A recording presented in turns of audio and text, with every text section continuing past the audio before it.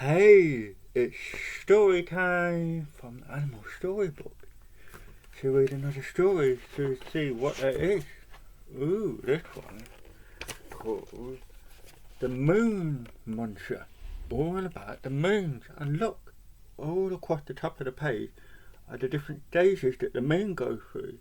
From the new moon, where it's completely black, to a full moon, which looks like a ball. And we've got crescent moon that looks a bit like a banana. And we've got semicircle moon, half a circle, amazing different types of moon. Basically, it's the Earth goes round the sun, and the moon changes each day. So every month we get a new moon and a full moon. Yeah. So the moon goes round the Earth. Oscar was a very small owl. He lived with his parents in a huge oak tree.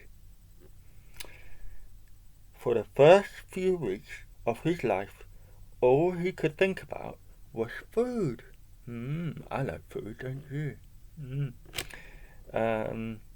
He opened his little beak and waited for his mother or father to pop something delicious into it. Like this. Mummy, Daddy, I want food. What's she gonna eat next? And they did, all night long. What a lucky baby bird Oscar was. When Oscar got a little bit older, he started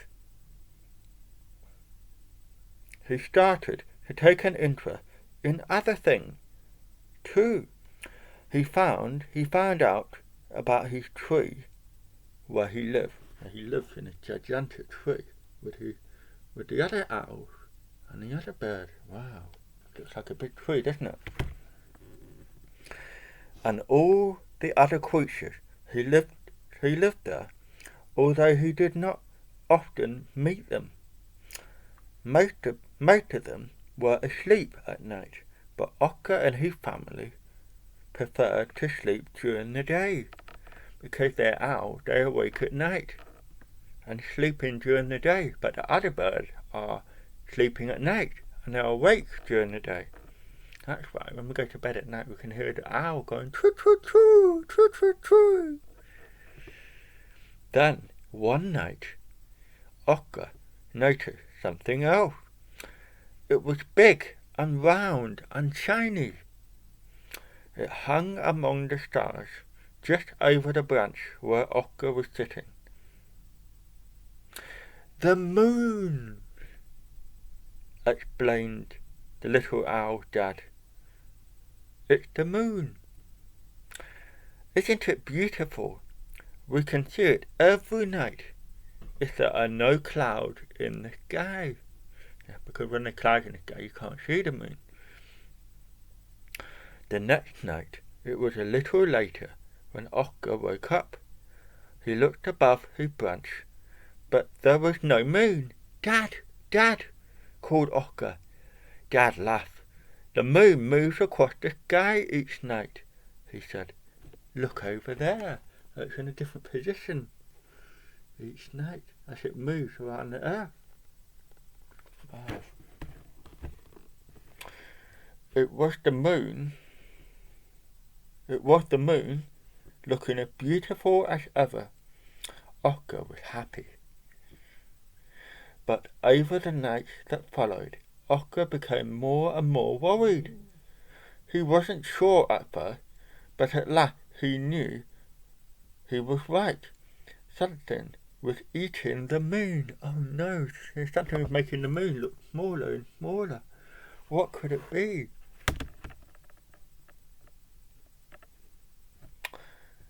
It wasn't big and round anymore. It was only about half the size it used to be. Oscar decided that he must find out who was doing this terrible thing.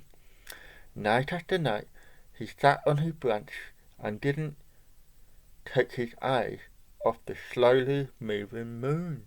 He's becoming like a detective trying to work out what's going on with the moon. Who's eating the moon?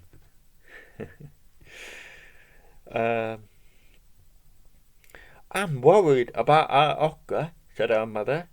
He's hardly eating at all. He just stares at the moon all night. I'll have a word with him, promised Dad. By this time, only a sliver of moon was left, like that, more like that kind of size. Not much moon left at all. It got smaller and smaller and smaller.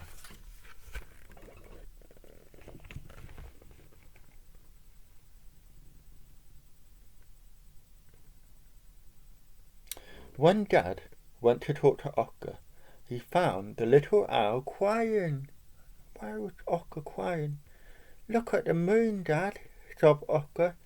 Tomorrow it will all be gone. The moon Muncher has eaten it up.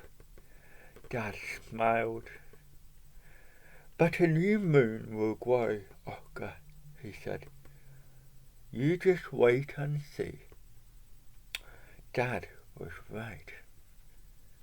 Each night the moon grew a little bit bigger,